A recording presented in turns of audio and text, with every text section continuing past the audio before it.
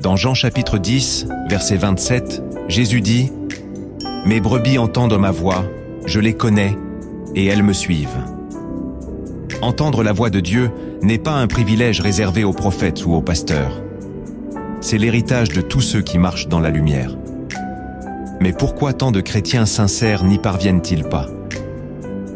Parce que l'Esprit parle dans le silence, dans la pureté, dans l'obéissance.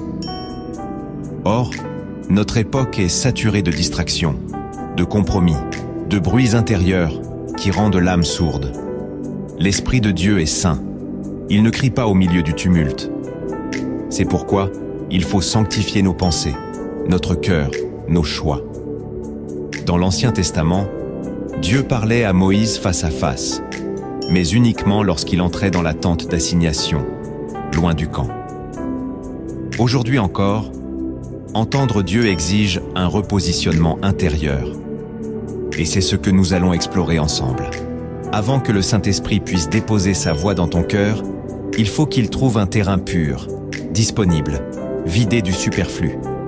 Il ne force jamais l'entrée. Il attend que tu fasses de la place. Alors écoutons ensemble les 5 premières choses que tu dois abandonner sans compromis si tu veux vraiment entendre Dieu te parler.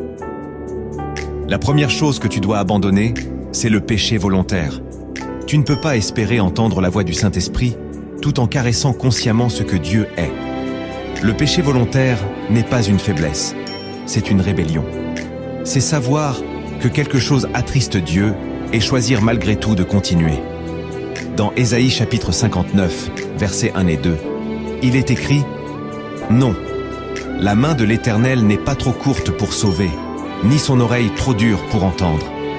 Mais ce sont vos crimes qui mettent une séparation entre vous et votre Dieu. Ce sont vos péchés qui vous cachent sa face. » Le péché volontaire coupe le canal de la voix divine. Il étouffe la conscience. Il déforme l'intuition. Il corrompt la perception spirituelle. Le Saint-Esprit est saint. Il ne communique pas dans la désobéissance prolongée. Tant que tu justifies, caches ou normalises un péché connu, tu es en train de baisser le volume de Dieu dans ta vie. Et plus tu insistes, plus ton oreille spirituelle s'endurcit.